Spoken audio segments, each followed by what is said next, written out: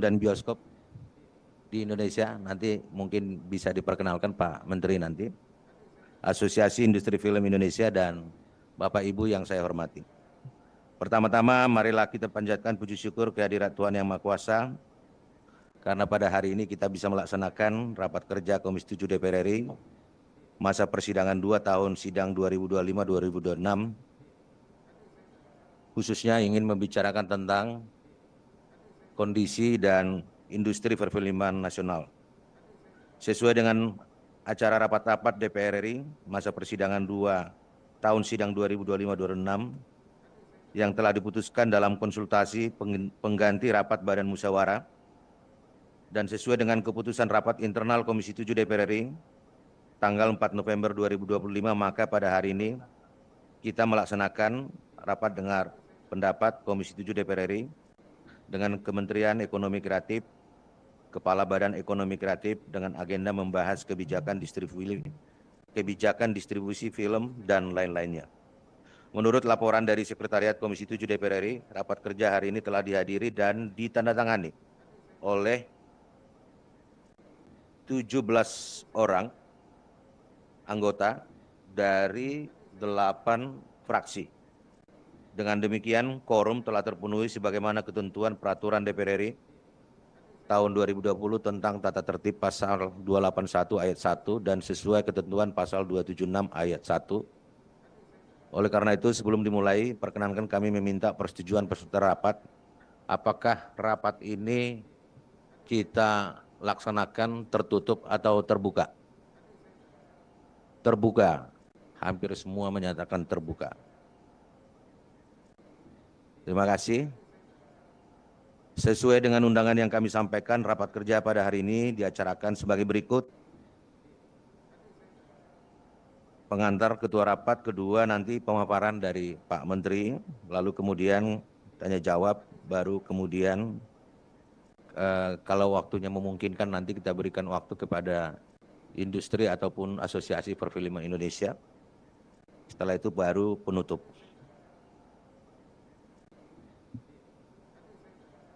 Setuju nggak Bapak Ibu agendanya? Setuju ya? Ya. Sekarang waktu pukul 10.45. Kita rapat ini laksanakan sampai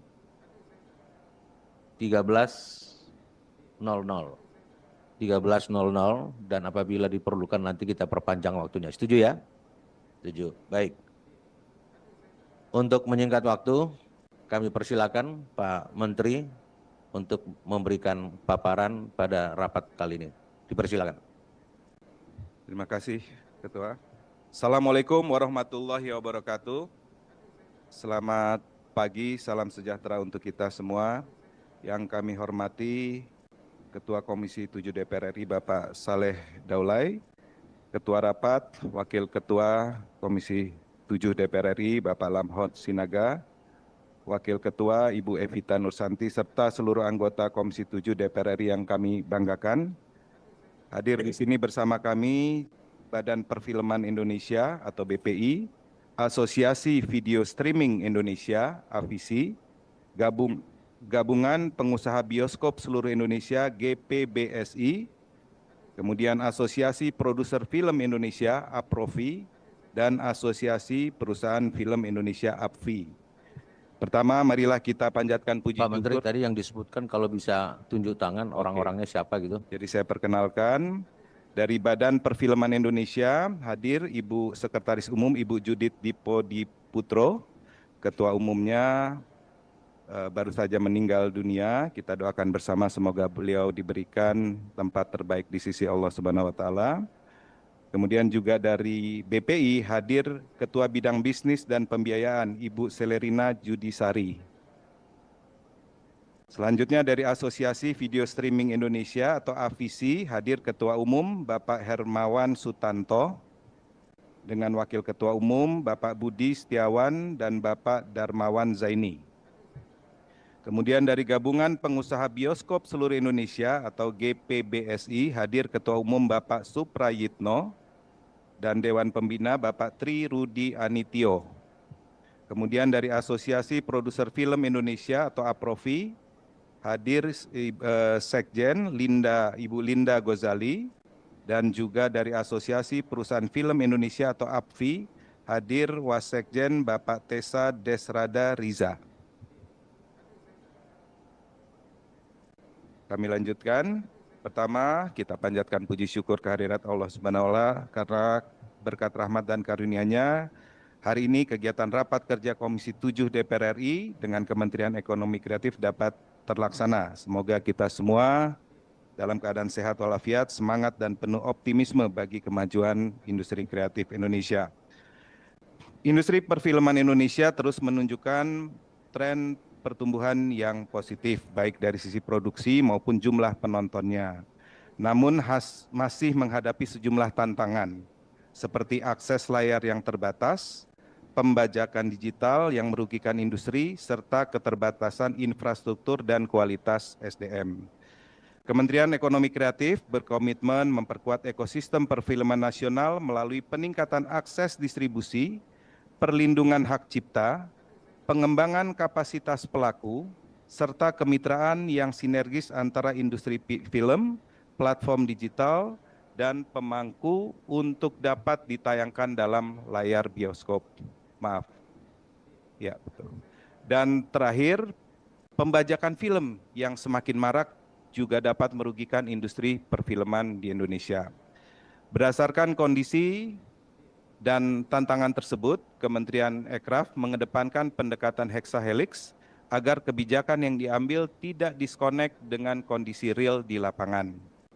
Pendekatan kolaboratif dengan berbagai pemangku kepentingan, utamanya masukan dari Komisi 7 DPR RI di dalam rapat kerja sebelumnya sangat membantu kami, terlebih untuk menyelesaikan berbagai tantangan yang ada pada ekosistem film Indonesia, dan kolaborasi antar pemangku kepentingan adalah sangat penting, sehingga cita-cita menghadirkan ekosistem perfilman yang kuat dan berkelanjutan dapat segera terwujud.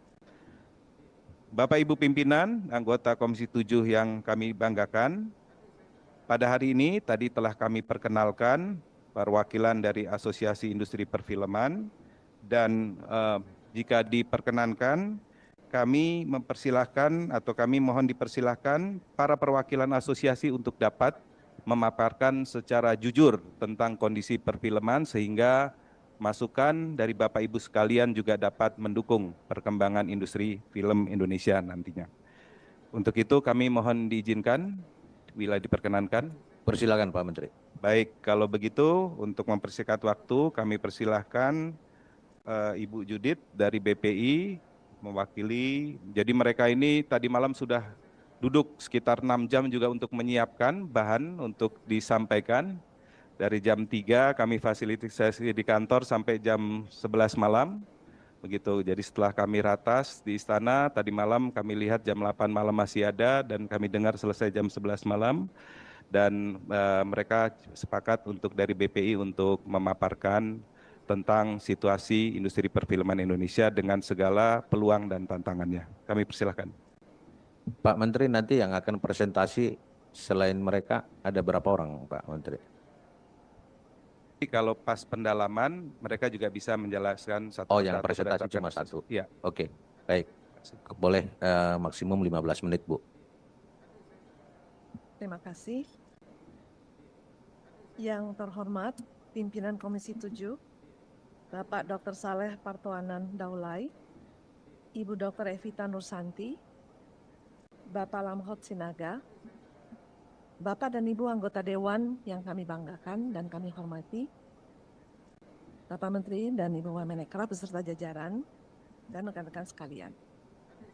Izinkan saya atas nama Badan Perfilman Indonesia, saya Judith Dipodiputro, Sekretaris Umum, mewakili Ketua Umum karena beliau berhalangan. Badan Perfilman Indonesia dibentuk berdasarkan Undang-Undang Nomor 33 Tahun 2009 sebagai sebuah organisasi mandiri. Kami terdiri atas 4 unsur. Keanggotaan kami disebut stakeholder. Kami ada 68 federasi atau asosiasi yang menjadi stakeholder dari Badan Perfilman Indonesia, terklaster atas 4 unsur: unsur usaha, unsur profesi, unsur pendidikan, dan unsur kegiatan. dalam struktur kepengurusan kami, selain badan pengurus, kami memiliki Dewan Pengawas dan Dewan Etik. Misi dari Badan Perfilman Indonesia sesuai dengan pasal 67 Undang-Undang Nomor 33 2009 adalah agar masyarakat dapat berperan serta dalam penyelenggaraan perfilman. Strategi yang digunakan oleh Badan Perfilman sesuai dengan pasal 69 Undang-Undang 33 2009 adalah menyelenggarakan festival dalam negeri, mengikuti festival luar negeri, menyelenggarakan pekan film di luar negeri, mempromosikan Indonesia sebagai lokasi pembuatan film asing, memberikan masukan untuk kemajuan perfilman, melakukan penelitian dan pengembangan perfilman, memberikan penghargaan, dan memfasilitasi pendanaan pembuatan film tertentu bermutu tinggi. Kami di sini hadir dengan 4 stakeholder kami, yaitu Gabungan Pengusaha Bioskop Seluruh Indonesia atau GPBSI yang memiliki 22 anggota, mengoperasikan 496 bioskop yang di dalamnya terdapat 2.375 layar. Ketua Umum adalah Bapak Suprayitno, hadir bersama kami. GPBSI berdiri sejak tahun 1955. Kemudian selanjutnya hadir juga AVISI, Asosiasi Video Streaming Indonesia, beranggotakan 13 platform.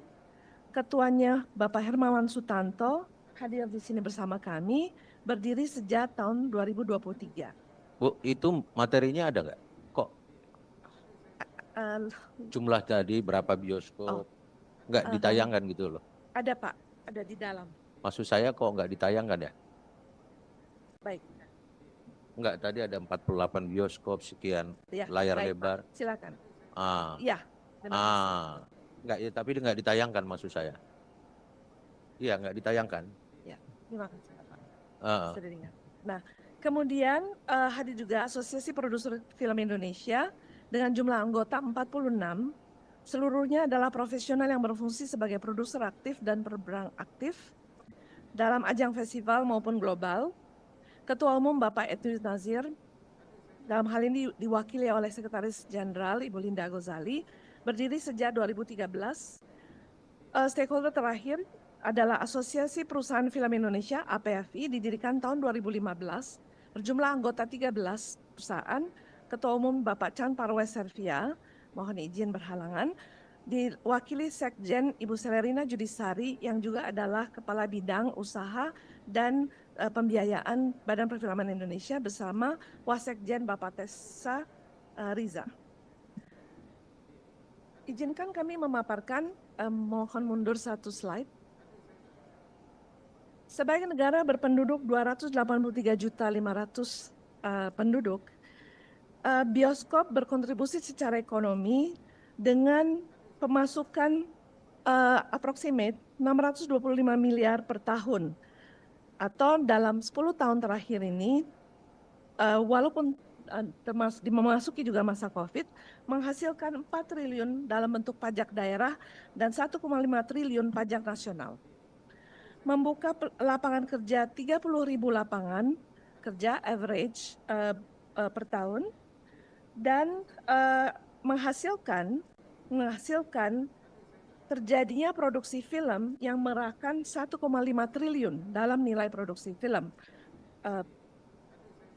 Dan secara keseluruhan, seluruh bioskop yang ada di Indonesia ini telah menanamkan investasi senilai 14 triliun rupiah dengan 2.375 layar. Ketersediaan, next slide. Slide berikutnya.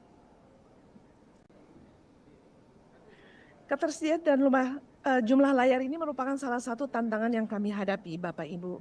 Sebagai negara dengan penduduk yang 283 juta lebih ini, Indonesia adalah negara di ASEAN dengan rasio layar per 100.000 penduduk paling rendah.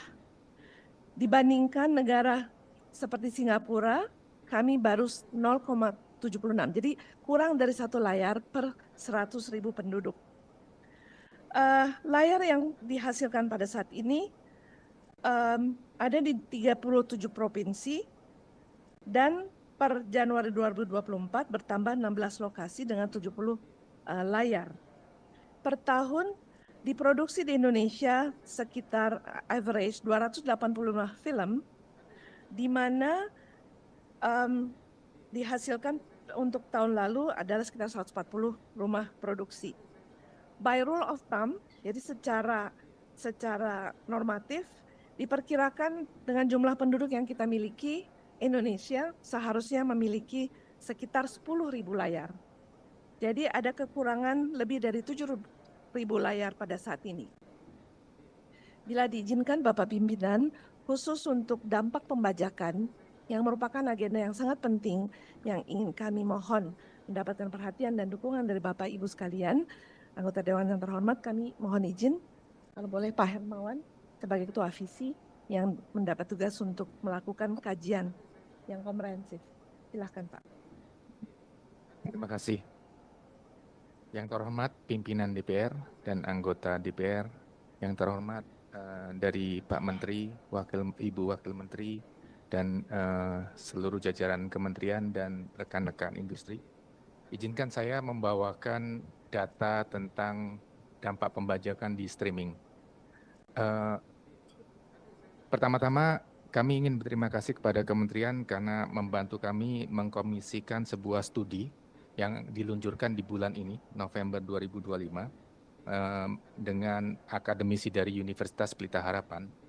Kami melihat bahwa ada 25 triliun kerugian dari streaming terhadap pembajakan film nasional. Kenapa, Bu? Besar, Bu, betul. Sebenarnya dari APROVI tahun 2017 ya, Ibu, waktu zaman dulu itu pembajakan masih pakai CD-CD, hitungannya adalah 5 triliun per tahun. Jadi dari 2017 ke 2025, karena besarnya dan cepatnya teknologi digital, dari 5 triliun yang diriset oleh APROVI waktu itu, sekarang riset dari Kementerian Ekraf bersama UPH dan pelaku industri adalah 25 triliun. Data itu juga mengatakan bahwa dari 1 orang yang menonton film nasional resmi, streaming, ada 2,3 orang yang menonton bajakan. Dan ini yang menjadikan concern buat kami. Kebetulan tadi saat baru start ada diskusi dengan Pak Yetno, dengan Pak Banyu Biru juga, waktu saya tanya ke beliau, Pak, di bioskop sekarang yang lagi rame film Indonesia apa? Dijawab tadi Pangku. Dan dengan cepat saya buka YouTube, saya cari film Pangku, ternyata sudah 10.000 yang nonton, Pak. Bajakan. Saya buka Telegram, ada 28.000 dan 21.000 orang, jadi ada 2 grup berbeda untuk menonton Pangku. Padahal Pangkunya sendiri juga masih berapa hari Pak di bioskop? Oh, tayang hari ini ya Bu ya? Tayang hari ini. Nah, sehingga izin kami ingin menyampaikan bahwa dari industri,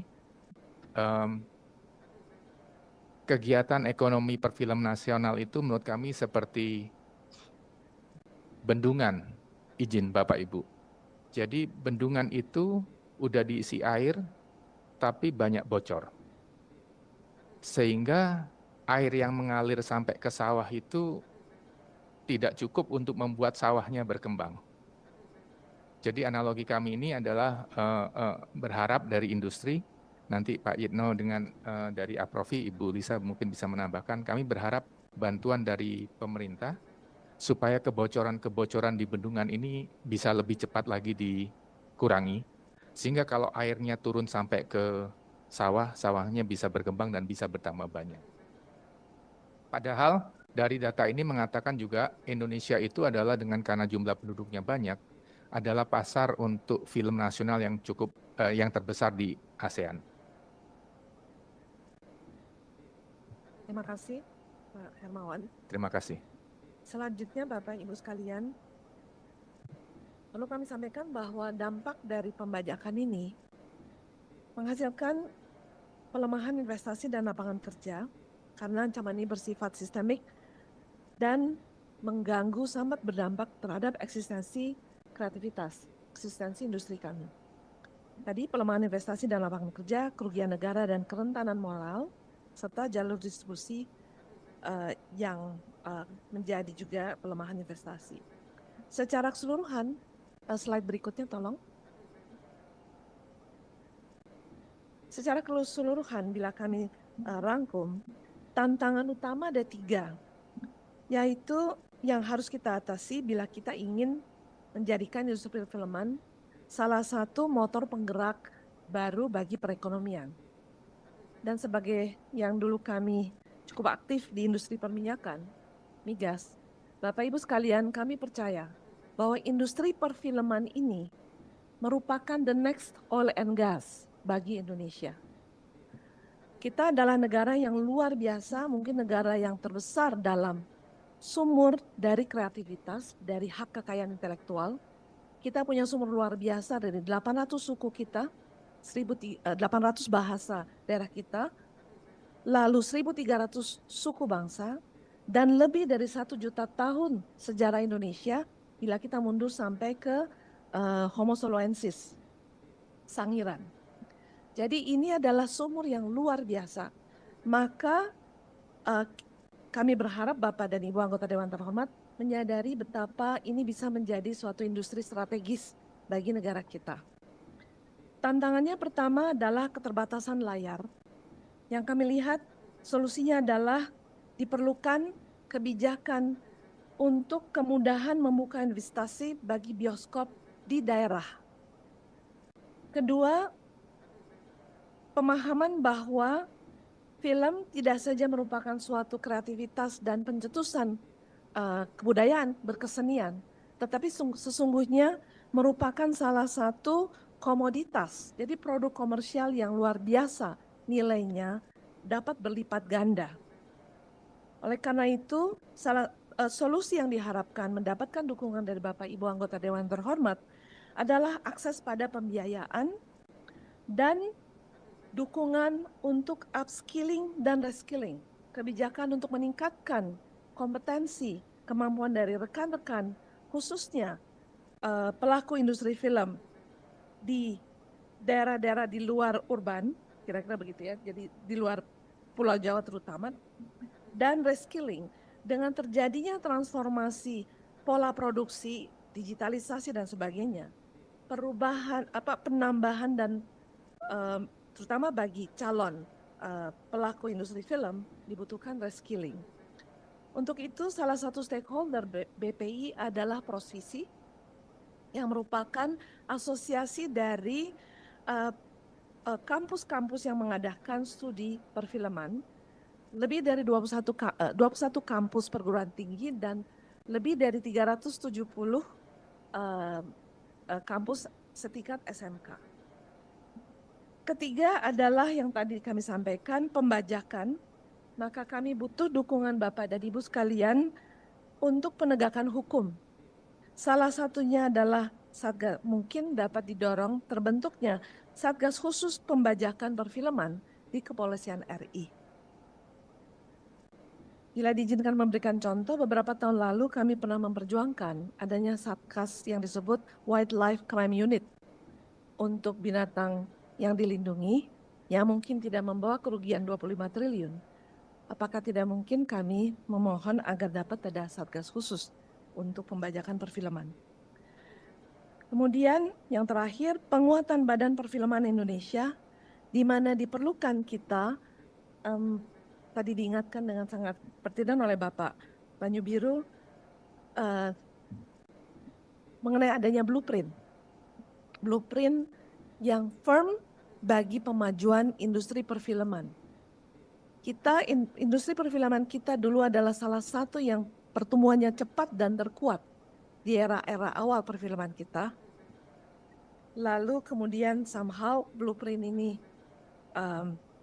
tidak terlanjutkan, kami butuh melakukan itu, dan kemudian dengan sendirinya menjadi PJP 25 tahun yang kita teguhkan untuk menjadi arah semacam GBHN dari industri perfilman. Demikian paparan dari kami. Terima kasih atas waktu yang telah diberikan. Kami kembalikan kepada Bapak. Izin. Baik, bisa bantu untuk ke slide ketiga dari paparan kami tadi. Jadi Pak Ketua, pimpinan dan anggota, izin melanjutkan. Berdasarkan RPJMN 2025-2029 terdapat 7 subsektor prioritas dari 17 subsektor yang dipilih berdasarkan kontribusi ekonomi yang tinggi, potensi penciptaan lapangan kerja, dan daya saing di pasar global. Dan tentu termasuk di dalamnya adalah subsektor film, animasi, dan video yang menjadi pembahasan kita pada hari ini. Dalam pemetaan yang dilakukan oleh Bappenas pada tahun 2024, ekosistem perfilman terbagi menjadi 2 bagian, yaitu ekosistem pengembangan dan ekosistem kreatif. Ekosistem pengembangan berfokus kepada penguatan kapasitas dan ekosistem pengetahuan perfilman yang meliputi apresiasi, pendidikan, dan pengarsipan, sementara itu ekosistem kreatif menitik beratkan pada penciptaan dan peningkatan nilai tambah kekayaan intelektual yang mencakup proses produksi, distribusi, dan eksebisi. Ekosistem kreatif ini sejalan dengan misi kementerian, yaitu menekankan fungsi fasilitasi dalam proses komersialisasi karya kreatif. Oleh karena itu, fokus utama kami adalah mengkonversi karya menjadi nilai ekonomi melalui dukungan dan fasilitasi terhadap komersialisasi karya film sebagai kekayaan intelektual yang bernilai ekonomi tinggi. Selama 1 tahun ini, kami di Kementerian Ekraf telah bertemu berbagai stakeholder perfilman tanah air, baik asosiasi ataupun pegiat ekraf subsektor film lainnya. Tidak kurang dari 30 stakeholder telah bertemu dengan kami untuk menyampaikan aspirasinya terkait kondisi saat ini di lapangan dan tantangan serta peluang dalam industri perfilman kita. Di berbagai masukan industri perfilman, kami kumpulkan menjadi 3 tantangan utama. Pertama adalah keterbatasan jumlah layar Indonesia yang tadi sudah dijelaskan. Kedua adalah kualitas film komersial yang saat ini menjadi kendala produser untuk dapat tayang dalam layar bioskop. Dan yang ketiga, pembajakan film yang semakin marak dan merugikan industri perfilman. Jadi intinya itu Bapak Ketua, dan untuk itu selanjutnya kami kembalikan untuk mendapatkan masukan dari anggota Komisi 7 yang terhormat. Terima kasih. Baik, terima kasih Pak Menteri. Walaupun tadi lebih dari 15 menit. Kalau saya lihat Ibu, tadi saya pikir Ibu pemain Bollywood loh. Apa? Bollywood. Oh, iya. Mirip-mirip sikit. Gitu. Baik. Terima kasih Pak Menteri dan seluruh jajaran yang sudah memberikan pemaparannya pada hari ini. Terlepas daripada sebelum kita masuk tanya jawab pendalaman kepada teman-teman ya. Pertama begini. Saat ini kami mendapatkan data. 60% film nasional itu hanya dirilis di bioskop-bioskop besar. Dan yang 60% ini hanya berasal dari PH-PH tertentu. Kan begitu, ya. 60%. Nah, hanya dari dua yang nggak sampai 3 PH lah gitu, ya. Nah, kenapa? Itu tadi yang disampaikan oleh Pak Menteri, itu ada kesulitan mengakses, ya. Ada kesulitan mengakses bagaimana untuk masuk kepada layar lebar. Yang tadi disampaikan jumlahnya 496 bioskop dan 2.375 layar lebar. Nah, ini yang dikuasai 60%-nya dikuasai oleh kelompok tertentu. Saya nggak perlu sebutkan siapa namanya. Nah, dengan data ini tentu kondisi perfilman kita saat ini telah terjadi monopoli. Kan begitu. Dari data ini data loh, yang benar ya, data. Ya, itu satu pertama Pak Menteri yang mungkin nanti perlu kita melakukan pendalaman. Kedua, ya, saya nggak tahu apakah pengaturan di Undang-Undang Nomor 33 Tahun 2009 tentang perfilman Apakah kemudian di situ diatur, saya belum baca undang-undangnya. Apakah di situ diatur bisa misalnya seorang PH juga bisa sebagai importir film, juga bisa menjadi seorang yang mempunyai layar lebar. Yang saat ini itu terjadi. Dia sebagai pemilik PH, dia sebagai importer film, dia juga sebagai yang punya layar lebar atau exhibition atau bioskop. Nah, kalau itu betul terjadi, ya menguatkan apa yang tadi saya bilang tentang monopoli itu. Kalau kemudian dia punya bioskop, dia importir, dia PH, tentu berarti orang tersebut akan memprioritaskan film-filmnya masuk ke layar lebar. Nah, ini kan akan membuat kesulitan PH-PH yang lain untuk mengakses layar lebar. Yang mungkin tentu kualitasnya juga bagus tapi tidak mudah untuk mereka masuk. Nah, ini yang tadi tidak dipaparkan oleh Ibu siapa tadi? Sorry. Judith, Pak. Ibu Judith. Judith bukan Judith kan ya. Judith aja. Ibu Judith. Saya tulis dulu ini, Ibu Judith ya. Nah, itu problem kita hari ini. Memang secara ekonomi ya, secara ekonomi ini sangat luar biasa. Kami juga mencatat tahun 2024 ya, perputaran uang itu hampir 3,2 triliun perputarannya saja ya. Naik 15% di tahun 2024 dan 2000 pasca Covid 2022-2023 kenaikannya itu signifikan 10 sampai 15% tiap tahun.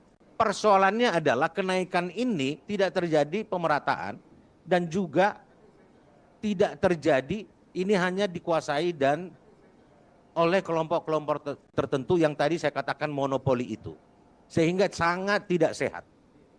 Nah, saya nggak tahu pengaturannya nanti seperti apa. Ini perlu pengaturan regulasinya agar monopoli ini tidak terjadi. Itu yang pertama. Kedua, perfilman kita sekarang ini tidak inline dengan program pemerintah. Bu Judith, coba sebut sama saya satu film yang bisa kita korelasikan dengan program pemerintah. Tentang pangan kah, tentang pariwisata kah? Nggak ada, bos. Ada. Ya. Bagaimana pemerintah sekarang ini meningkatkan sektor pariwisata kita? Tapi saya belum pernah menemukan sebuah film tentang Labuan Bajo. Belum pernah saya menemukan film tentang Danau Toba. Belum pernah saya menemukan film tentang Raja Ampat. Loh, Bu Judi tadi mengatakan bahwa film ini adalah sebuah media campaign kita Indonesia terhadap dunia luar.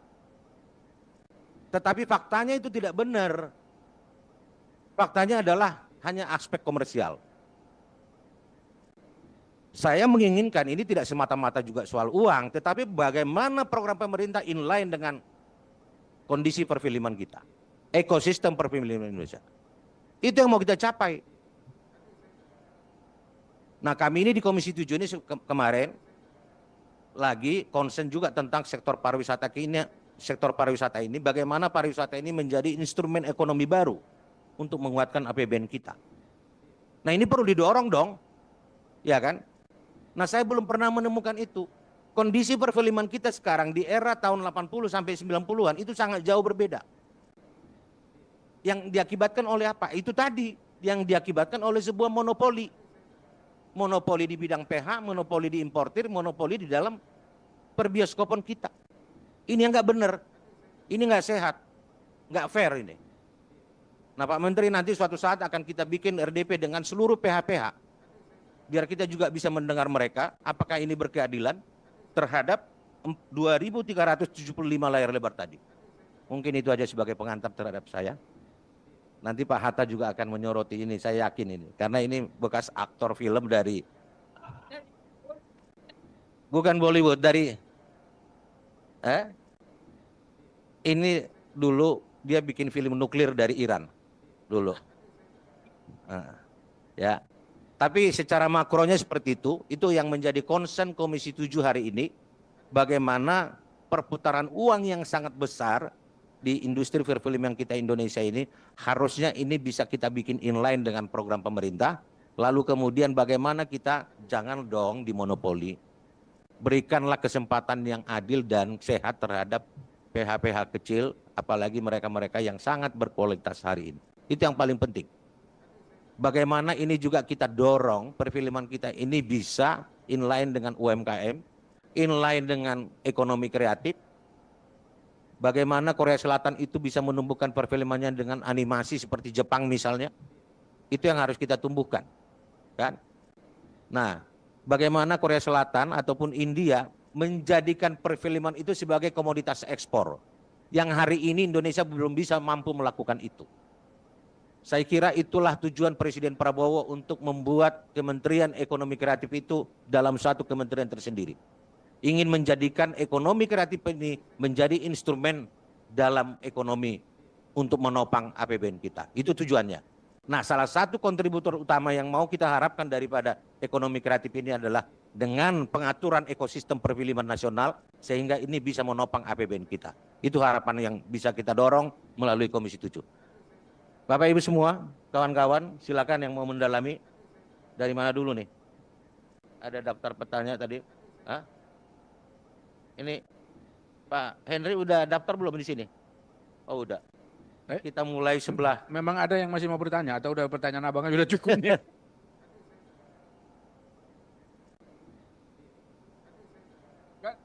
Udah pas semua perasaan saya ya. Oke, gini. Di antara semua kita ini tadi, yang disebut-sebut hanya Pak Banyu Biru. Hah?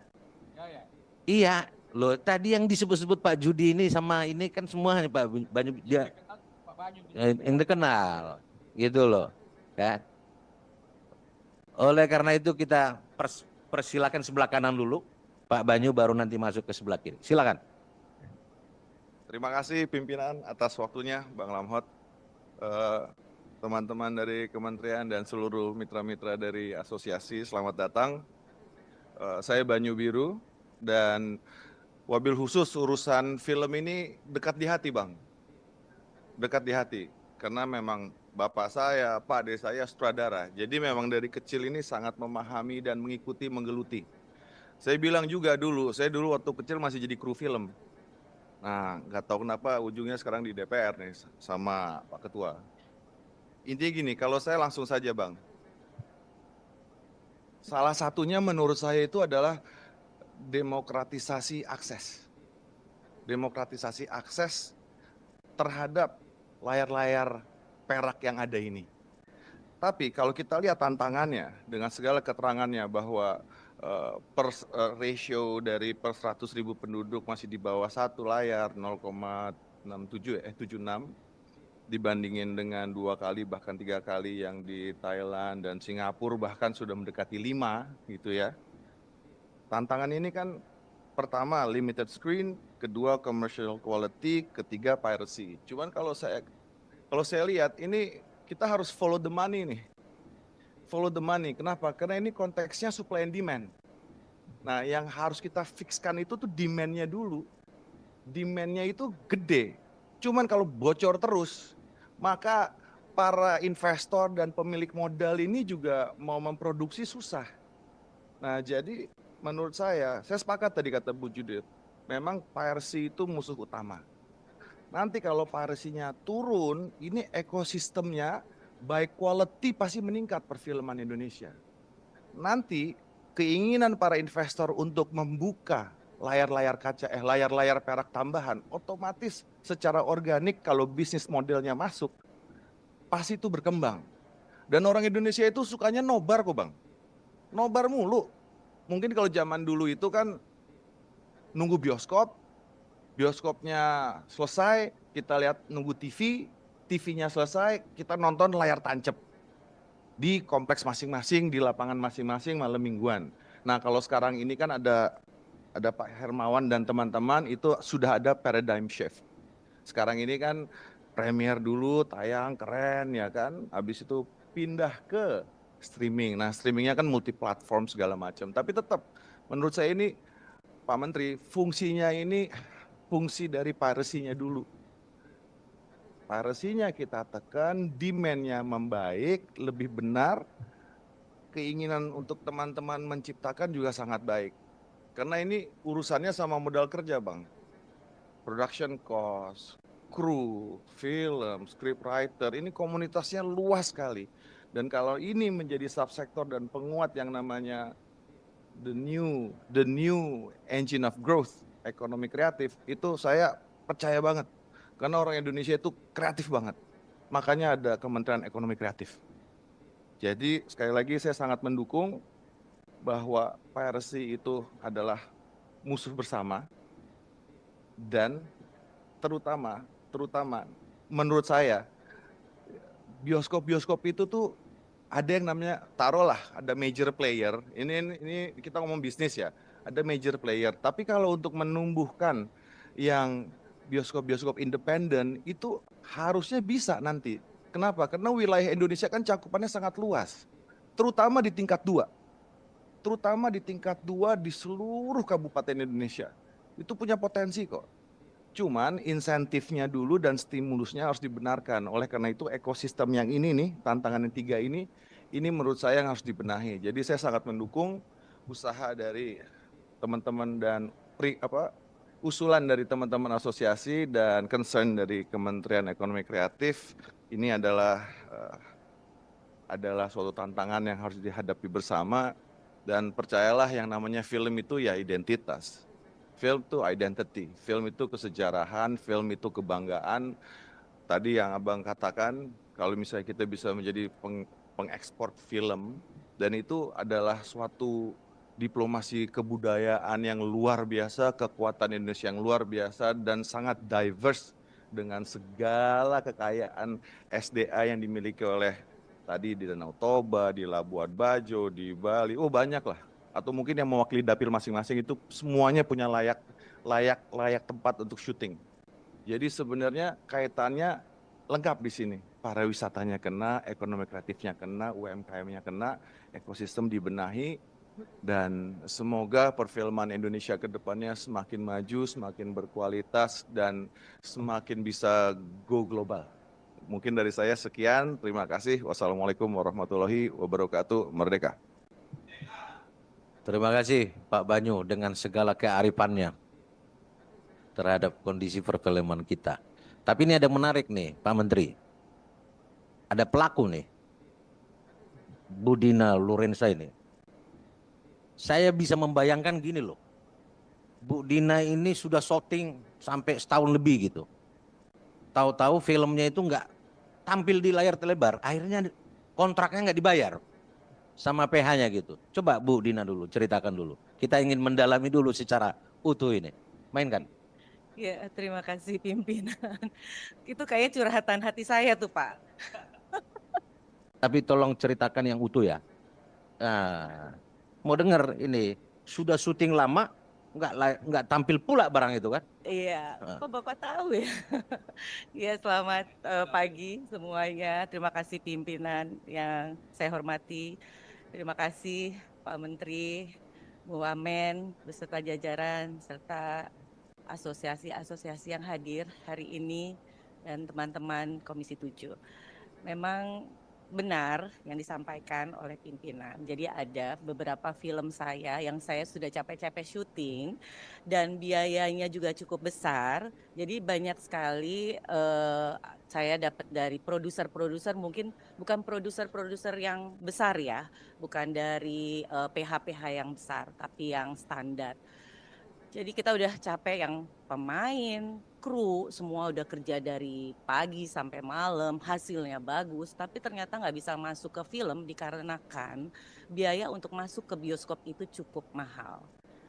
Jadi mungkin sekitar 1 sampai 2 M untuk bisa masuk mendapatkan slot tersebut, dan pembuatan digital cinema package-nya juga mahal, itu bisa sampai 5 atau 7 juta per judul.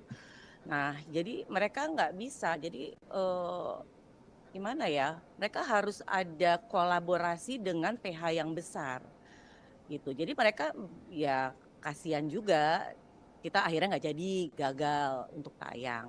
Jadi bisa kerayangnya itu ya mungkin kayak di online ya, seperti Netflix gitu, bisa dijualnya seperti itu. Atau mungkin juga bisa tayang di bioskop tapi mendapatkan slotnya sedikit.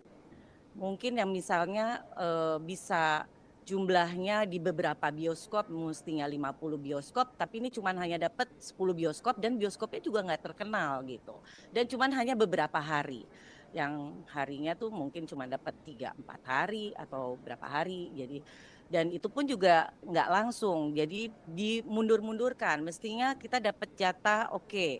Untuk masuk ke situ susah, tapi kita dapat jatahnya cuman mestinya tanggal Oktober misalnya, tapi tiba-tiba dimundurin jadi Desember. Tapi ya itu kalah dengan yang PH-PH-nya cukup besar dan mungkin mereka punya kontrak tersendiri. Jadi kita berharap mudah-mudahan untuk PH-PH yang kecil ini bisa diberikan kemudahan untuk biayanya. Dan saya lihat di sini juga infrastruktur distribusinya juga belum merata di semua provinsi. Itu yang terpenting. Seperti fasilitasnya seperti gedung DCP, jaringan servernya, layanan komunitas sampai bioskop keliling juga masih terbatas. Kami berharap dari Kementerian Ekraf untuk bisa mendorong untuk memberikan solusi nih Pak, untuk insentif pembiayaannya, dukungan distribusinya, sampai pengembangan bioskop alternatif dan layar komunitas, sehingga film-film lokal ini bisa diakses. Dan saya juga berharap film-filmnya ini kayaknya mungkin yang sangat terkenal sekarang film-film horor yang lebih sering disukai. Jadi film edukasinya nih agak jarang gitu. Saya berharap film edukasi ini mungkin kita bisa kerjasama nanti dengan Ekraf untuk memberikan film-film edukasi yang lebih bagus dari yang lebih yang lebih bisa diminati dan disukai oleh para penonton di Indonesia. Dan saya apresiasi kemarin film-film animasi yang sudah terkenal dan mudah-mudahan itu semua juga film-film Indonesia banyak ditonton di luar negeri internasional. Dan kami juga berharap tadi ada dengan film-film legal, ilegal, maksudnya film-film ilegal itu mungkin cepat-cepat harus di take down yang namanya situs-situs tersebut. Seperti itu aja sih Pak. Terima kasih. Mungkin teman-teman yang lain ingin menambahkan, takutnya diborong semuanya. Terima kasih. Assalamualaikum warahmatullahi wabarakatuh. Izin ya, Pak Bu Ketua. Maria kasih tisu dulu, agak nangis ku tengok tadi. Apa Pak Ketua mau? Ya, Pak Menteri, ini kan Ibu Dina Lorenza ini saya lihat masih ada tayang di televisi kemarin, saya lihat, saya nonton. Dan saya tahu kalau Ibu ini memang aktivis di situ dan pelaku lah.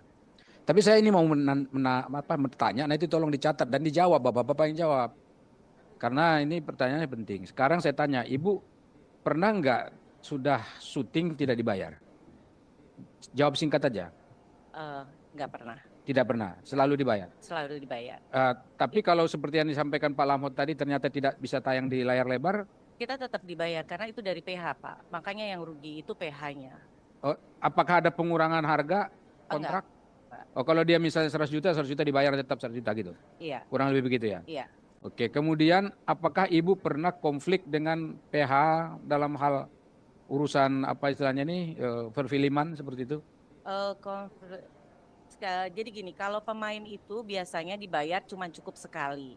Ya rugi ya, dia bisa ditayangkan di bioskop, bisa ditayangkan misalnya di kayak Netflix, bisa ditayangkan di televisi, bisa berkali-kali diulang-ulang seperti Bapak nonton itu sebenarnya tayangan yang sudah Yang cukup kesekian lama. kali. Ya udah kesekian kali. Ya. Jadi kita tuh jadi kru dan pemain itu nggak enaknya di situ Pak. Yang enak tuh diuntungannya PH.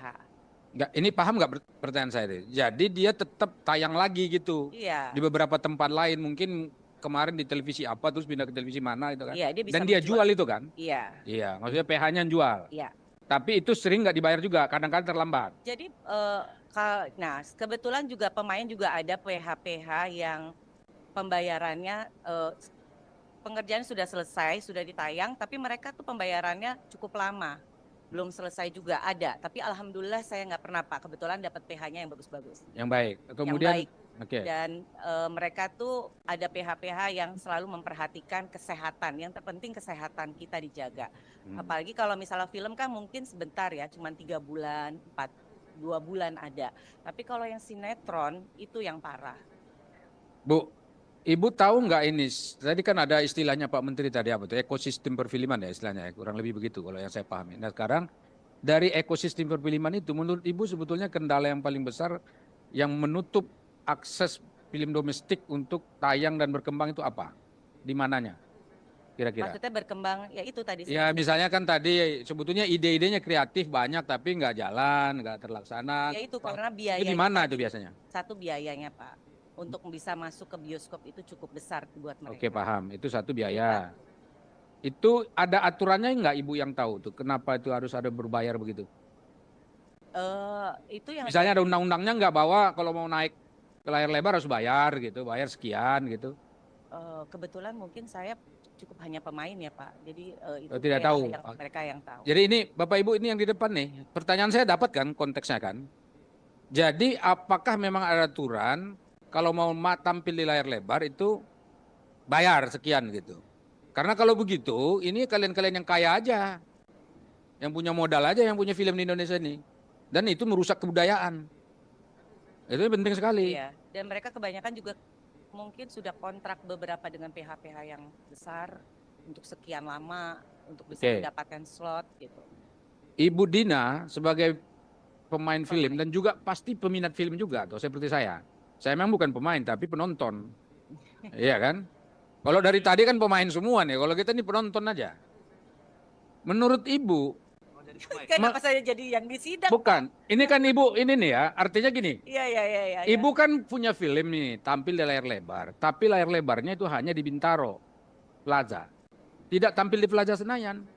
Tidak tampil di Senayan City. Tidak tampil di mana tuh yang di Grand Indonesia. Tampilnya tuh di Bintaro Plaza itu loh, yang dekat rumah saya. Nah saya tanya, kira-kira Ibu seneng nggak cuman 1-2 bioskop atau 5 bioskop kecil-kecil seperti itu yang nayangin film Ibu coba? Iya kurang seneng dong Pak, itu yang saya bilang tadi, produksi. Ibu dekatkan dulu mic-nya, kurang jelas saya. Jadi saya udah mulai tua nih. Coba. Itu yang tadi saya sampaikan Pak Ketua. Jadi banyak ini titipan-titipan dari teman-teman saya yang produser atau PH-PH kecil. Biaya untuk bisa masuk ke bioskop itu mahal. Berarti berpengaruh pada pembayaran tadi. Iya. Bapak Ibu. Dan nih. mendapatkan tempat-tempatnya itu yang nggak bagus-bagus gitu loh. Tempat untuk ditayangkannya, dibioskopkannya. Iya, itu yang tadi saya sampaikan juga. Nah, jadi ini kan maksud saya tuh kan selalu tuh kadang-kadang pingin nonton film apa gitu, bawa anak yang biasanya edukasi begitu. Tahu-tahu nontonnya tuh di itu tadi. Ya. Nggak bisa, di mana gitu nyarinya aja susah. Saya harus ke Jakarta Timur, Jakarta Utara untuk bisa nonton itu. Dan itu bukan bohong, dan itu saya mengalami gitu loh. Iya, izin Pak Ketua. Jadi mungkin juga kalau misalnya film-film yang bagus, biasa mereka di bioskop-bioskop yang ternama. Tapi setelah udah berapa lama penayangan, misalnya 2 minggu, dia pasti akan jatuh ke tempat yang jauh-jauh tuh Pak, yang masih itu. Jadi, Oke, paham. Jadi begini, jadi cara mengukur bahwa film itu boleh tampil di Plaza Senayan itu apa? Iya. Film domestik ya maksud saya. Iya. Hah? Enggak, orang dia tadi kan ada film kok tiba-tiba cuma di Bintaro aja adanya. Kan itu pertanyaan saya yang nyambung pertanyaan sebelumnya tuh saya nih. Ini mohon maaf ya teman-teman ya, ini saya serius nih soal. Ini soal film ini penting sama saya nih. Serius banget nih. Ya, jadi saya mau tanya nih sekarang. Apa ukuran seorang tiba-tiba tampilnya itu di Plaza Senayan? Kan belum tentu bagus juga film itu. Kan belum ditayangkan. Baru mau mulai. Kok tiba-tiba dia bisa dapat jatah di Plaza Senayan? Tiba-tiba ada film yang katanya tidak baik gitu, ditaruh di Bintaro. Padahal kan belum ditonton orang. Perasaan ini kan soal nonton itu Pak. Itu sama kayak kita, apa namanya ya, keinginan kita untuk dengar lagu. Beda-beda tuh. Jadi kalau saya mungkin versinya lagu dangdut, beliau lagu rock, sana lagu pop, lagu apa. Itu kan beda-beda tuh perasaan orang kan. Jadi laku atau tidak lakunya film itu diujinya di layar, di layar lebar, jangan diponis dulu kamu ini film kamu jelek dan tiba-tiba hanya boleh tayang di beberapa bioskop Iya. kecil-kecil. Iya, izin Pak Ketua. Jadi sebenarnya maka itu yang dibilang biaya promosi itu mahal. Jadi mungkin banyak film yang udah tayang di bioskop, tapi kalau tidak ada promosi itu percuma Pak, nggak ada yang tahu. Gitu. Ini juga tidak fair jawaban ini. Ibu, ini mohon maaf ya Ibu Dilo sebagai pemain. Yang sebetulnya kita sedang gugat di sini ini bukan para pemain dan produser, apa istilahnya, apa ya, apa namanya, bukan Bang, sutradara, bukan pemain dan sutradara. Ini soal ekosistem, itu tadi pertanyaannya di awal. Mengapa misalnya soal tadi promosi dan seterusnya itu menjadi halangan untuk orang tampil di layar lebar. Justru semakin tidak pernah ditampilkan di layar lebar, tidak dikasih kesempatan seperti itu, malah semakin kreativitasnya, ini yang ada kaitannya dengan ekonomi kreatif, maksud saya begitu. Jadi ini nanti Pak Menteri, ini saya kira Pak Menteri dapat poin saya ya soal terkait yang ini. Itu yang berikutnya. Mohon maaf, ada 2-3 pertanyaan lagi lain ya. Nah begini yang berikutnya Bu. Ibu pernah nggak lihat ada sengketa soal film ini di pengadilan? Apakah misal temanya apa, judul, pembayaran, honor, tunjangan, apa namanya itu? Kira-kira ekosistem di dalam ekosistem perfilman itu hak-hak pekerja itu dijamin nggak? Seperti hak-hak pekerja pada industri formal, itu istilahnya ya, industri formal. Industri film ini formal apa enggak Bu? Formal. Hah? Jadi kemarin tuh ada kejadian juga Pak yang masuk ke pengadilan. Formal. Jadi mereka tuh kan ada kontrak tersendiri. Jadi mungkin kayak misalnya, kalau saya tuh kan memang kebanyakan di sinetron Pak. Di film tuh awal-awal dulu dan baru-baru sekarang.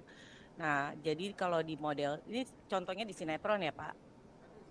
Ya itu, jadi banyak yang sekarang pemain-pemain yang sangat dirugikan itu terhadap PH. Jadi terhadap PH yang pembayarannya sampai sekarang mungkin ada yang belum dibayar. Tapi ternyata di balik itu PH-nya bermasalah, sering itu. Dan itu sempat banyak konflik yang masuk ke pengadilan. Oke. Berarti tetap ada kasus-kasus hukum seperti itu Iya, yang ada. Ya. Mungkin tayangnya di sini, tiba-tiba pindah ke sini gitu. Nah, kalau gitu yang terakhir pertanyaan saya, menurut Ibu, sebetulnya masih banyak pertanyaan saya, nantilah kita berdua aja. Iya. Tapi di dalam rapat ini penting, satu hal, menurut Ibu kira-kira apa saja faktor yang paling penting supaya ini tadi apa namanya halangan rintangan tadi yang tadi panjang itu sehingga kita tidak punya akses untuk terbit di negara sendiri. Ini kan film Indonesia tidak bisa ditonton oleh orang Indonesia, tidak bisa tayang di layar Indonesia, dan aneh ini. Makanya saya minta tolong Ibu kasih tahu kira-kira apa yang bisa disampaikan. Ya. Kalau enggak kita serahkan ke mereka. Ya, tadi saya itu yang ingin bertanya juga ke beliau-beliau tersebut. Jadi ya itu masalahnya dipermudahlah untuk PH-PH yang memang tidak mempunyai cukup biaya untuk promosi dan dipermudah untuk bisa masuk dan dilihat dulu filmnya ini layak atau tidak, bagus atau tidak. Kira-kira banyak nggak nanti ya penontonnya. Jadi diberikan kelonggaran gitu Pak. Jadi jangan tahu-tahu tiba-tiba harus 1 sampai 2 M misalnya kayak gitu. Itu sih Pak. Terima kasih. Sudah Ketua? Sudah cukup. Izin. Ya, tapi nanti jangan juga Izin, Ketua. berdua harus ada saksi Ketua kalau ketemu Pak Menteri lah gitu kan. Jangan ada saksi lah minimal gitu kan. Yang bisa. Hah? Iya.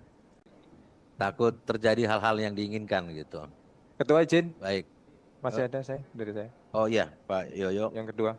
Sudah masuk Pak Yoyo, masuk Siap. dalam List. daftar. Enggak, tadi ini menarik ini yang disampaikan Pak Ketua. Ini kan sebenarnya konsen kita kan bagaimana ekosistem perfilman ini bisa lebih baik lagi ke depan. Ini menarik nih yang Bu Dina ceritakan ini gitu. Banyak korban yang seperti ini, ya.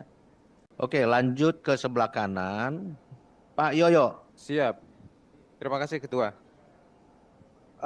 Di sini saya tidak akan menyampaikan masalah film, Pak Menteri, dan apa namanya ini yang di samping Bapak ini apa? Asosiasi. Saya cuma menyampaikan tentang keadilan saja, tentang industri kreatif ini. Pak Menteri tadi mengawali dengan penyampaian kata-kata paparan secara jujur gitu ya. Berarti Bapak tahu sebetulnya ada sesuatu ini dan nggak mungkin nggak tahu. Tadi Pak Ketua saya juga menyampaikan monopoli, monopoli, monopoli. Sohib saya di sana nyampaikan juga intinya kan monopoli. Berarti kan tahu. Ini masalah monopoli ini di bagian ini Bapak siapa sih nanganin? Pak, bagian apa namanya ini? Asosiasi. Saya mau tanya ke siapa yang nanganin masalah monopoli? PH bagian saya yang ngurusi PH. Bapak ya? Bukan gini nih, Bapak mempertanyakan tentang monopoli. Monopoli itu adalah Bukan yang PH. PH ini production house di bawah siapa? Siapa? Ibu ya? Bu. Ada beberapa asosiasi, Pak. Oke, saya ngomong masalah PH. PH ini dari zaman dulu saya nggak tahu SMA atau berapa sampai sekarang ya adanya itu aja. Paling sering tuh Ram Punjabi. Loh, bener toh? Dari film Susana yang sudah zaman dulu Susana udah almarhum sampai sekarang Susana itu diganti sama siapa sih? Luna Maya. Iya ya masih itu aja. Kata Ibu tadi bahwa Indonesia ini kaya raya, termasuk orang-orangnya kreatif. Tapi kenapa itu saja? Ini ya Pak Menteri harus bedah Pak. Masalah monopoli PH itu ya itu saja. Ini yang harus Pak, ini asosiasi terutama yang nggak tahu ya production house itu punya siapa. Ini sekarang ini lagi buka-bukaan semua. Udahlah hentikan macam-macam kayak gini ini yang kong kali kong kayak gitu tuh. Hentikan. Biar semuanya ikut menikmati. Biar yang lain-lain orang kreatif. Pak Menteri kan menyelenggarakan festival-festival apa segala macam itu yang sampai menang ke luar negeri dan segala macam itu. Pernah nggak tayang di layar lebar? Pernah nggak dikasih kesempatan? Jangan itu saja. Horor terus. Kan konyol nanti itu lama-lama. Colonglah mumpung ini lagi musim buka-bukaan nih. Hentikan itu. Daripada nanti teman-teman yang suka buat film yang kecil-kecil dari daerah-daerah ini nggak tahu loh kalau nanti geruduk nggak tahu ke tempatnya siapa itu. Karena ini sekarang ini kan mereka sudah pusing semua. Yang Star Vision, Falcon, ini saya dapat data banyak. Yang kedua ya, slot film siapa yang pegang ini? Masalah slot film itu. Di bagian siapa slot film? Ngacong aja Pak, nggak usah dijawab dulu. Bapak ya? Nah ini Pak, tak bacakan Pak. Mereka sudah membuat karya yang menang di festival, di dalam dan luar negeri, tapi begitu mau masuk ke pasar tertahan. Ini yang disampaikan oleh ketua saya, oleh sistem distribusi yang tertutup. Slot bioskop dikunci oleh jaringan yang sama. OTT, bukan operasi tangkap tangan loh ini ya. Over the top hanya mau dibeli oleh nama-nama yang punya duit saja atau orang-orang besar.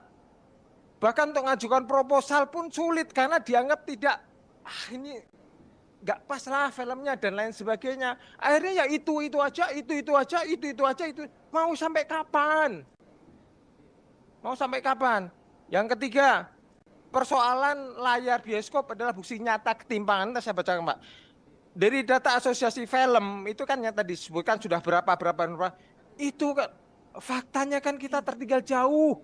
Padahal rakyat kita kan besar, market kita besar.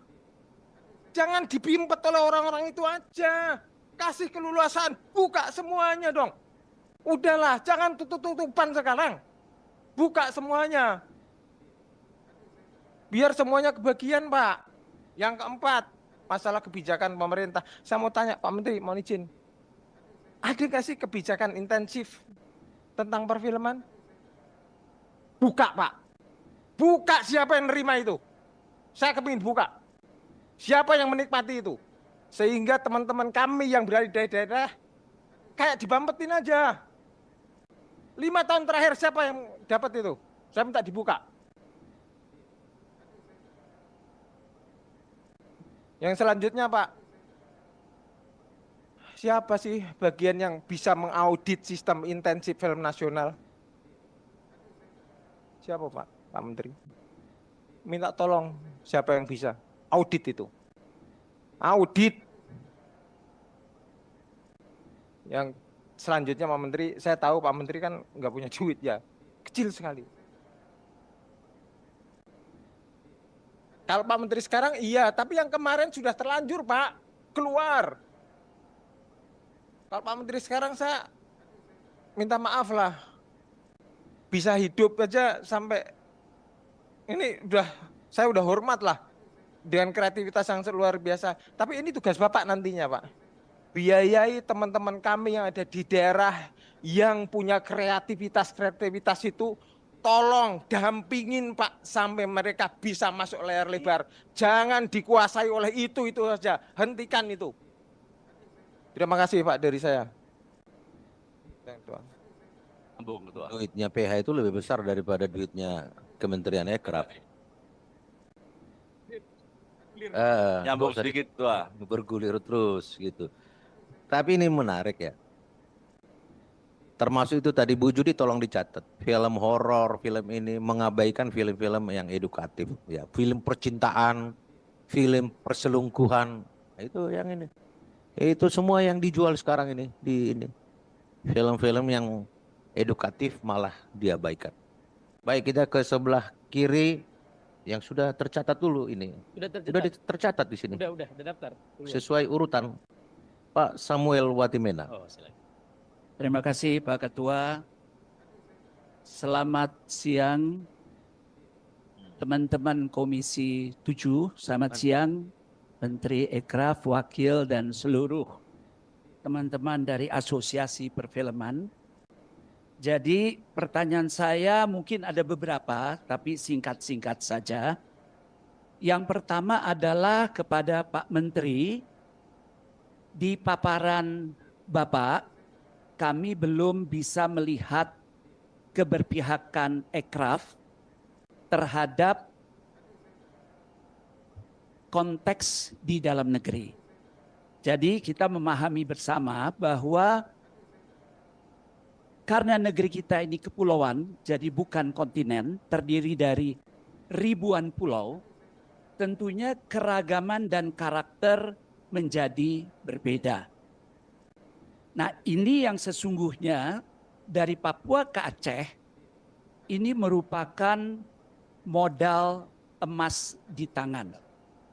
Jadi kalau tadi dibicarakan juga oleh BPI mengenai hebatnya sources atau sumber kita, itu betul. Karena bicara feature wajah, bicara kekayaan alam, kekayaan sineri, kultur, kebiasaan-kebiasaan yang berbeda, bahasa, tampilan, wastra, dan lain-lain, ini semua adalah sumber-sumber objek untuk sebuah film. Nah, ini yang kalau bisa Kementerian Ekonomi Kreatif memasukkan hal ini sebagai bagian dari paparan. Karena ini adalah modal dasar kalau kita bicara untuk penayangan sebuah film. Dan kemudian kita lihat bahwa pemerintah punya tugas yang berbeda, asosiasi film mempunyai tugas yang berbeda, para pebisnis film juga mempunyai orientasi yang berbeda. Nah, ini tentunya harus dicarikan persepsi yang sama untuk supaya semuanya bisa berjalan bersama. Pemerintah mempunyai tugas untuk pendidikan dan juga mensosialisasikan kebudayaan sebagai benteng dari negeri ini atau benteng dari negara ini. Tapi misi atau visi tersebut menurut saya akan mentah kalau tidak diolah oleh sumber daya manusia yang memadai. Apakah kami sebagai anggota DPR RI yang mempunyai tugas melakukan pengawasan bisa mendapatkan gambaran untuk peningkatan sumber daya manusia di dalam perfilman, itu siapa yang bisa kita telusuri? Karena sumber daya manusia ini adalah beban bersama, tidak hanya di industri film. Kemudian tadi di paparan Pak Menteri maupun paparan Asosiasi Film, bioskop atau limited screen ini adalah menjadi kondisi saat ini. Yang ingin saya berikan masukan, karena negara kita ini kepulauan, kalau bisa konsep screen atau gedung bangunan itu dihilangkan dari pikiran kita. Karena sebagai ekonomi kreatif dan pemutaran film di daerah-daerah terpencil, menurut saya mobil film, nonton bersama layar tancap ini sangat efektif ketimbang kita mengeluarkan anggaran lagi dengan efisiensi saat ini untuk membangun gedung.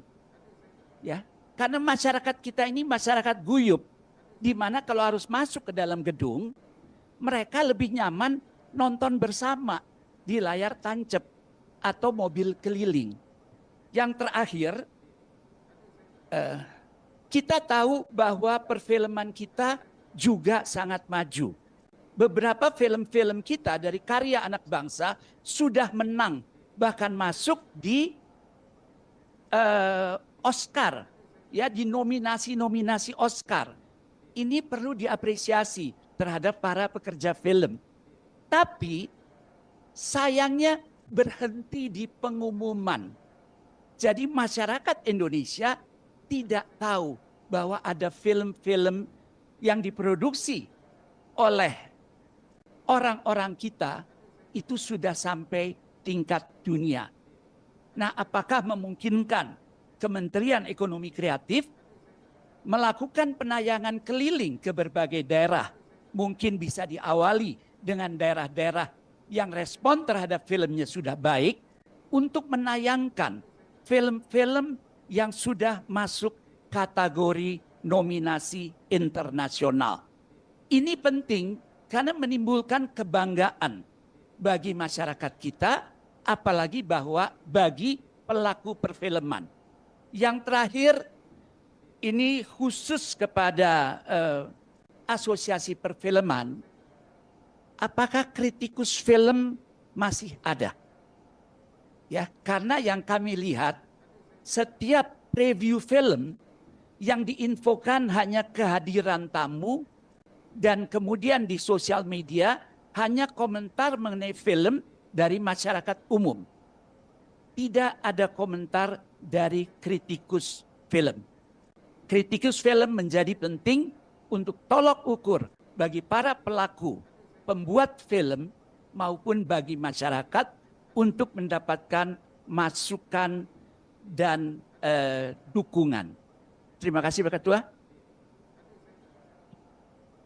Tadi mayoritas pertanyaannya ke Pak Menteri. Ini enggak ada ke asosiasi. Oke, ya baik. Kita lanjut ke sebelah kanan, Pak Hatta. Masih pimpinan. Bismillahirrahmanirrahim. Assalamualaikum warahmatullahi wabarakatuh. Selamat pagi, salam sejahtera untuk kita semua, Pak Menteri dan seluruh jajaran serta asosiasi yang hadir di sini.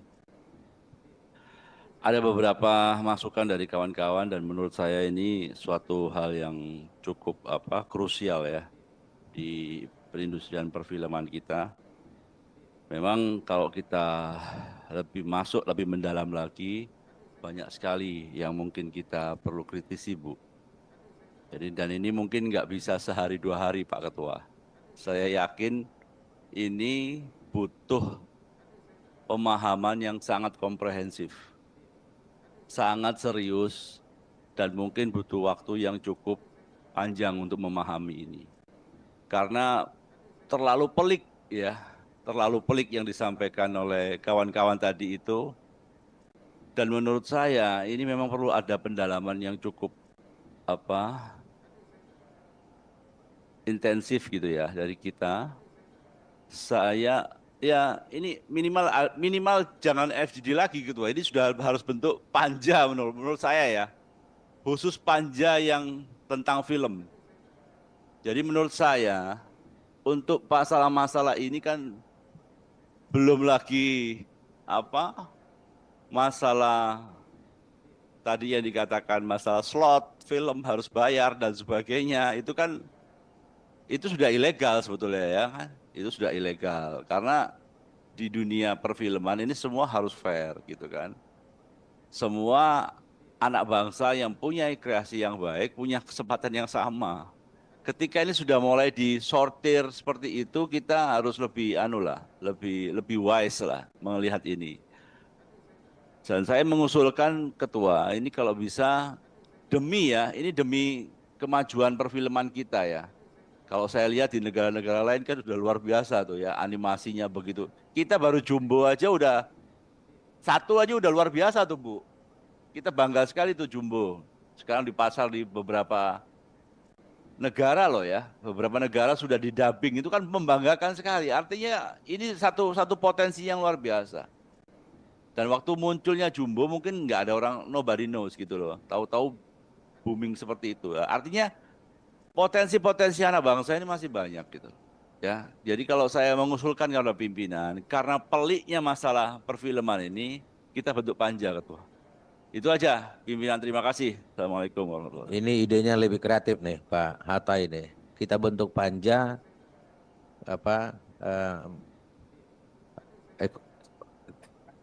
peningkatan kreativitas, panja kreativitas perfilman Indonesia. Nanti di situ akan kita ulas mengenai ekosistem, tata kelola, akses masuk kepada layar lebar, regulasi, dan lain sebagainya. Saya nggak tahu, kalau dulu kan ada lembaga sensor film Indonesia. Masih hidup nggak itu Pak Menteri? Masih. Hanya sebatas sensor. Berarti yang masuk akses ke dalam itu hanya mereka. Oke, ya. Nah ini yang mungkin nanti kita kritisi. Kita lanjut ke sebelah kiri. Mantan aktris tahun 2000, bukan 2000, tahun 80-an. Ibu Hajar Rahmawati.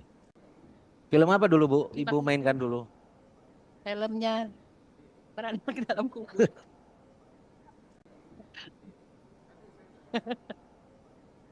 Biar enggak. Terima kasih Pak Ketua. Alhamdulillah yang saya hormati Bapak Menteri bersama staf dan juga Bapak Pimpinan. Saya ingin langsung aja Pak, biar cepat kita pulang nanti Pak. Saya ingin tentang pembajakan Pak, strategi penegakan hukum dan perang sistematik melawan pembajakan. Data menunjukkan pengguna ilegal 2,29 kali lipat lebih banyak dari pengguna legal.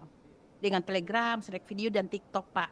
Herannya saya Pak, kenapa film itu sebelum ditayangkan kok sudah kita bisa nonton di YouTube dan sebagainya. Adakah skema khusus, bocor halus di Tempo yang ada. Adakah skema khusus yang bisa diterapkan oleh kementerian untuk bocor-bocor halus itu bisa ditambal? Selain juga penegakan hukum reaktif, langkah sistematik seperti apa yang akan diambil untuk memutus mata rantai pembajakan di platform digital? Apakah Kementerian Ekonomi Kreatif sudah berkoordinasi dengan Kemkomdigi dan kepolisian untuk membentuk digital privat task force yang dapat meminta take down Pak? Saya sering kok Pak kalau berita-berita kira-kira viral yang tidak sesuai kita bisa take down. Apakah Kementerian Ekonomi Kreatif bisakah men-take down segala kebocoran-kebocoran sehingga tidak merugikan perfilman atau PPH yang ada Pak? Nah itu yang ingin saya inikan. Kemudian Pak, saya ingin memberikan sedikit masukan Pak untuk ini dari Kalimantan Utara ini Pak. Kalau untuk perfilman potensinya sudah lumayan betul-betul luar biasa. Kalimantan Utara padahal daerah yang jauh di perbatasan tapi sudah masuk ke angka pada posisi 7 sampai 10 dari 10 Pak ya. Ada filmnya yang kalau nggak salah film yang sudah ditayangkan masuk dalam 5 besar, yaitu filmnya Flintstone Digital of Bulungan Jungle. Itu sudah masuk Pak. Hanya yang seperti yang kata Pak Ketua, kurangnya promosi dari kita Pak. Sebaiknya biar mereka tahu bahwa kita juga bisa buat film yang luar biasa. Ini film yang Flintstone Digital of Bulungan ini menceritakan tentang kehidupan suku Punan di Kalimantan Utara. Itu sudah sampai di Sarawak sampai masuk ke bedah film. Masuk 5 besar. Kemudian Pak yang ingin juga saya katakan sini ya, Flintstone ya. Kemudian daripada kita sekedar memberikan bantuan peralatan yang bersiko tidak berkelanjutan, adakah kemungkinan bagi Kementerian Ekonomi Kreatif mempelopori pendirian community kreatif hub berbasis peralatan?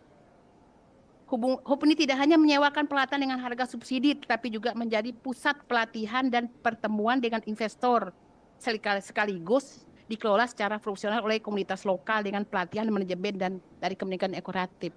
Kemarin Pak, saya berharap, kemarin kami ada BIMTEK Ekonomi Kreatif, sungguh luar biasa yang datang Pak. Mereka banyak, mungkin dari divisi Bapak juga hadir, bahwa kalau bisa Pak, PHPH itu dikasih komitmen mereka ketika membuat film. Kalau seperti kata Pak Ketua, misalnya film Ada Apa Dengan Cinta, jangan sampai kita buatnya di luar negeri Pak. Buatlah di tempat kita sendiri. Karena kalau di Kaltara Pak atau di Danau Toba bisa. Karena apa Pak? Itu akan mensejahterakan juga lingkungan setempat. Tempat kita lebih bagus kok Pak. Kayak film Anaconda itu katanya di Kalimantan Utara dibuat. Iya, saya pemain jadi Anaconda Pak. Jadi hal-hal seperti itu agar ditekankan kepada PH, kemudian agar setiap membuat film kalau bisa utarakanlah bahwa dibuat di Indonesia. Banyak kok Pak. Jangan sejadah di kota Kairo. Kenapa enggak sejadah di ujung sejadah di Serambi Mekah. Serambi Mekahnya tapi di Aceh, misalnya seperti itu. Mungkin demikian Pak. Terima kasih. Wassalamualaikum warahmatullahi wabarakatuh. Gua aja ini. Memang ini dulu waktu main film Anaconda Bu Rahma ini. Dan Anaconda itu kan walaupun serem, ya ada horornya juga, tapi kan edukatif, ya. Mengajari kita supaya hati-hati dan cinta lingkungan. Ada pesan yang disampaikan gitu. Ya, lanjut ke sebelah kanan. Sudah ada. Oh, Bu Nila, Mbak Nila, silakan. Terima kasih Pak Pimpinan, Pak Lamhot dan Pak Saleh. Dan juga selamat siang Pak Menteri, Bu Wamen dan juga seluruh mitra Komisi 7. Ini dari tadi saya menunggu ada yang membahas soal hadirnya film animasi di Indonesia. Satu hal yang belum dibahas di sini adalah hadirnya film animasi yang ternyata pasar di Indonesia ini sangat besar dan luas sekali Bapak Ibu ya. Terbukti dari film Jumbo, ini menjadi film terlaris keempat di Indonesia dan kemudian ratingnya sampai 8,4/10. Tentu kita perlu berikan apresiasi kepada insan perfilman yang menghadirkan karya seperti film-film Jumbo. Tetapi di waktu yang tidak jauh setelah itu muncul salah satu film animasi yang juga menimbulkan polemik. Ini semuanya pasti tahu filmnya apa. Nah ini publik sempat dibikin ramai, marah-marah, anak-anak muda semuanya komplain. Karena mengkritisi kualitas animasi. Film apa tuh? Film apa? Film Merah Putih One for All, Pak Ketua, yang sempat ramai kemarin.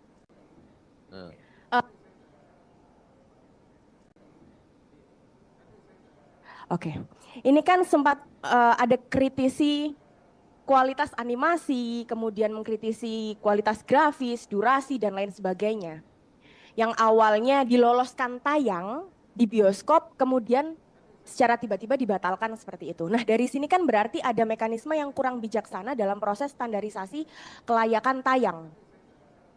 Nah saya mendorong negara Pak Menteri untuk terus melihat peluang dan juga memanfaatkan pasar dari film animasi ini. Karena dari film Jumbo ini cukup sangat berhasil. Tetapi mohon sangat berhati-hati dalam memfilter film-film animasi yang layak tayang atau tidak. Karena segmen dari film-film ini kan tentu anak-anak dan juga keluarga.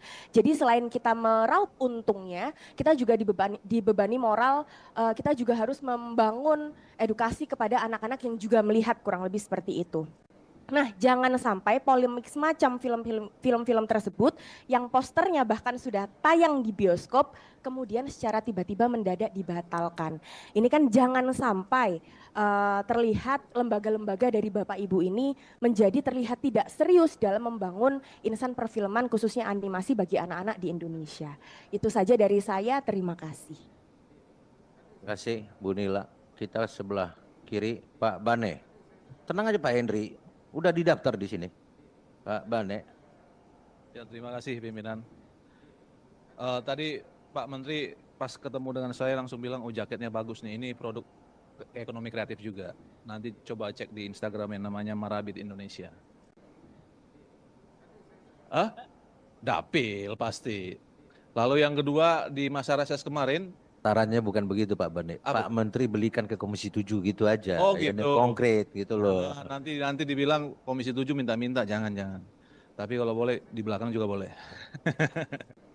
Yang kedua tadi Pak Lamhot lupa memperkenalkan saya sebagai aktor juga. Loh, kemarin saya di reses itu jadi aktor, Pak. Jadi di SMP RK Bintang Timur Siantar, saya diajak mereka main film. Hebatnya sutradara, scriptwriter, sampai segala macam, talent segala macamnya itu anak SMP. Saya jadi bapaknya, gitu kan. Adalah 1-2 scene saya muncul. Cuma pertanyaan mereka begini, pintar juga mereka. Minta saya jadi aktornya sekaligus nitipkan pesan. Tolong pertama lolos di sensor film. Yang kedua, Pak, kami juga pengen tayang nih film di bioskop, gimana caranya katanya. Jadi mereka buat film kemarin, namanya Anak-anak Bintang, dibuat oleh SMP Katolik Bintang Timur Siantar. Jadi mereka berharap sekali di akhir November atau di awal nanti Desember Natal, film mereka itu boleh tayang di bioskop. Nah ini hal-hal seperti ini, ekonomi kreatif yang seperti ini kan perlu kita tumbuhkan, Pak Menteri. Lalu balik ke substansi pertemuan kita hari ini. Dari tadi soal film Indonesia, ada yang bilang kayak jumbo laku, yang lain juga bilang habis syuting malah nggak tayang. Pertanyaan paling mendasar sebenarnya ketika buat film itu berdasarkan customers wants atau based on keinginan produser. Ya kalau misalnya nggak laku, ya pasti siapa yang mau nonton kalau nggak bagus, bos. Saya sebagai customer akan melihat uang saya ini worth it nggak saya keluarkan untuk nonton film di bioskop. Nah tapi memang masa sunset film itu kan mulai berasa di tahun 2000 awal ya. Saya ingat sekali, bahkan film Hollywood sekalipun namanya film itu Iron Flux kalau nggak salah. Saya ingat banget nonton di bioskop Wijaya, yang alhamdulillah sekarang udah tutup bioskopnya. Yang nonton cuma, mudah-mudahan istri saya nggak dengar, dengan mantan saya dulu, cuma berdua. Lalu orang bioskopnya nanya, Pak tetap mau tayang atau uangnya kami kembalikan gitu. Jadi cuma berdua tuh pada saat itu. Dan ini kemudian sempat naik lagi. Tapi kalau saya lihat ketika film-film Indonesia mulai hidup lagi, itu semata-mata karena memang sesuai dengan kebutuhan dan keinginan pemirsa. Tapi begitu misalnya lagi muncul film yang lagi laris, film horor, semua buat horor gitu. Lagi muncul film yang komika, muncul komika semua. Artinya nggak ada opsi bagi orang-orang untuk menentukan penontonnya. Nah, bagaimana kemudian mungkin di situ peran dari ekonomi kreatif untuk kemudian ada nggak memberikan arahankah atau apakah, bagaimana membantu untuk kemudian tidak semua latah gitu. Itu satu. Yang kemudian yang kedua, ini ada kan asosiasi pengusaha bioskop juga saya lihat di sini. Tadi dari data yang dipaparkan itu kan angka-angka besarnya aja, Pak. Pertanyaan saya, income yang diperoleh pengusaha bioskop itu berapa dari layar, berapa dari kafe? Lebih besar dari mana? Dari layar kah? Atau dari kafe? Ya kan sekarang kan semua udah hybrid kan? Ada bioskopnya, ada kafenya. Nah, jadi kalau saya lihat, sering saya nongkrong di satu kafe di bioskop yang di mall, di kafenya rame, pas saya intip ke dalam anak saya lagi nonton, nggak ada yang nonton gitu. Nah, jadi ini berapa komposisinya? Pertanyaan turunannya, kok bisa fenomena yang seperti ini terjadi? Banyak orangnya di kafe tapi yang nonton, apakah dasarnya ada nggak penelitian kalian? Lalu kedua, kenapa orang lebih suka nonton video streaming saat ini daripada bioskop? Atau jangan-jangan itu relevan dengan yang disampaikan Pak Samuel Watimena tadi. Tidak eranya lagi gedung, tapi justru adalah crowd yang diinginkan, menonton dengan katakanlah nuansa baru, vibes-nya beda, Katakan mungkin di taman, jangan-jangan misbar yang kita sebut dulu gerimis bubar itu malah diinginkan orang sekarang, menarik sekarang gitu. Itu karena seperti kata Pak Banyu juga, orang lebih suka nobar daripada nonton sendiri-sendiri gitu ya. Lalu ada hal lain nih, saya pernah mendapatkan informasi dan sempat ramai juga di media dan sosial media soal ini nih, izin dan retribusi untuk syuting. Izin lokasi, retribusi, ini siapa sih yang ngatur? Atau ada nggak yang ngatur? Lalu kemudian retribusinya ini dasar penetapan angkanya apa gitu? Kan ada yang bilang, kalau tadi Bu Rama bilang kenapa ke Kairo, kenapa ke Paris, kenapa ke ini, ternyata teman-teman bilang lebih susah ngurus di Indonesia daripada Kairo. Lebih susah ngurus di Indonesia daripada di Hong Kong. Nah, kita mau mengatakan the new engine of growth, tapi misalnya kita persulit orang untuk melakukan syuting. Insentif, nggak usah insentif duit, hanya izin syuting aja susahnya minta ampun gitu. Nah ini di mana nih? Siapa yang ngatur nih? Penetapannya seperti apa? Lalu kemudian ini ada teman-teman Afrofi ya, Asosiasi Fotografi ya dan Film.